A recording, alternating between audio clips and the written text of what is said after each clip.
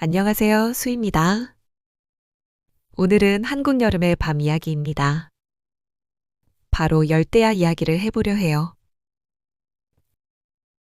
한국은 입추가 지났는데도 여전히 덥습니다. 입추는 가을이 시작되는 날이에요. 계절상 가을의 시작이지만 날씨는 가을이 아닙니다. 작년까지만 해도 엄청 덥다가도 입추가 지나면 조금은 견딜 수 있을 정도로 공기가 달라졌었어요. 그런데 올해는 전혀 가을을 느낄 수 없을 정도로 아직도 더운 기운이 남아 있습니다. 낮에는 해가 강하고 밤에도 기온이 좀처럼 떨어지지 않아요.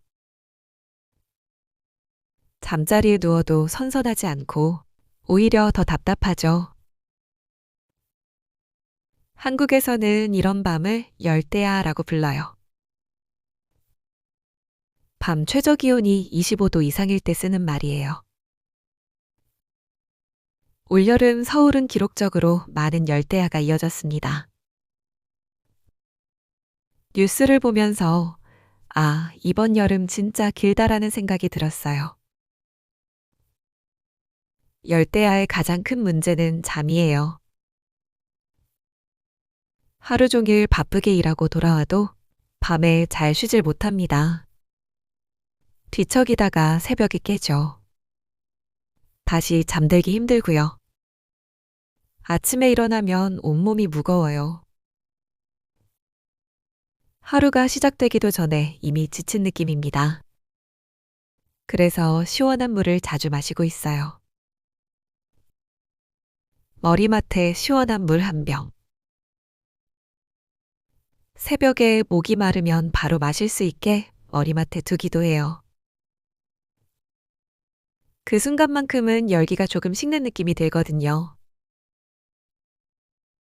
선풍기 바람도 필수죠.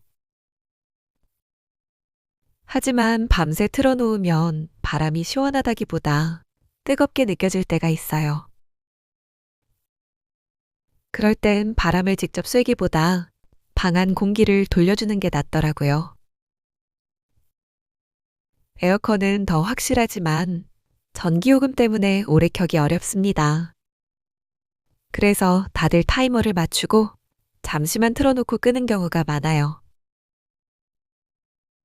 하지만 새벽에 다시 덥게 느껴져서 잠을 설치곤 합니다. 요즘 한국의 여름밤은 예전과 좀 달라요. 예전엔 무더운 밤에 한강에 나가 돗자리 펴고 늦게까지 앉아있는 풍경이 흔했어요. 아무래도 물 주변이라 조금은 더 시원했거든요. 하지만 요즘은 더 습하게 느껴지고 공기도 답답해서 실내로 피하는 경우가 많습니다. 이런 열대야는 단순히 불편함이 아닙니다. 도시 생활 전체를 바꿔놓고 있죠. 커피숍은 밤늦게까지 불이 켜져 있어요. 쇼핑몰은 사람들로 붐빕니다. 시원한 에어컨 바람을 찾아 밤에도 사람들이 몰리는 거죠.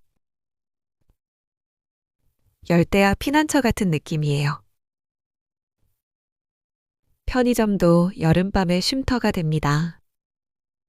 아이스크림 하나, 시원한 음료 하나 들고 잠깐 앉아 쉬는 사람들이 많아요. 큰 공간은 아니지만 잠시 숨을 고를 수 있는 곳이죠. 먹는 것도 중요합니다. 한국 사람들은 여름밤에 빙수, 냉면, 아이스 음료를 즐겨요. 저도 차가운 국수 한 그릇이 그렇게 좋더라고요. 회사에서 점심시간에도 입맛이 없어서 냉모밀이나 냉면, 콩국수 같은 차가운 음식을 많이 먹고 있어요. 열대야는 단순히 더위가 아니라 생활 리듬을 바꿔놓습니다. 밤에도 피곤이 풀리지 않으니 낮 동안 집중력이 떨어져요. 사람들이 조금 더 지쳐 보이죠. 그래서 요즘은 쿨링 아이템이 큰 인기를 얻고 있어요. 휴대용 선풍기, 시원한 패드, 얼음팩 같은 것들이요. 저도 무더위에 작은 냉풍기와 쿨매트를 샀어요. 그나마 조금은 더위를 피할 수 있어서 너무 다행입니다. 이런 무더위 속에서도 작은 행복을 찾고 있어요. 차가운 한 모금, 샤워 후 시원한 선풍기 바람, 시원한 음식 한 그릇. 그게 여름밤을 버티는 나름의 방식이에요.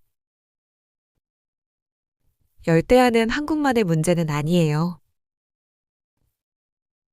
전 세계적으로 여름밤이 점점 더 뜨거워지고 있습니다. 그만큼 여름이 길어지고 있다는 뜻이죠. 한국은 사계절이 있는 나라입니다. 하지만 해가 지날수록 여름, 겨울이 길어지고 있어요. 특히나 올해 더욱 뚜렷하게 느껴집니다. 몸도 지치고 그에 따라 능률도 떨어지는 느낌이에요. 매년 역대급 더위라는 뉴스를 접할 때면 작년보다 더 덥다고 놀라곤 해요. 올해보다 더 더울 내년 여름이 벌써부터 걱정되곤 합니다. 여러분은 여름밤을 어떻게 보내시나요? 밤에도 이렇게 덥나요?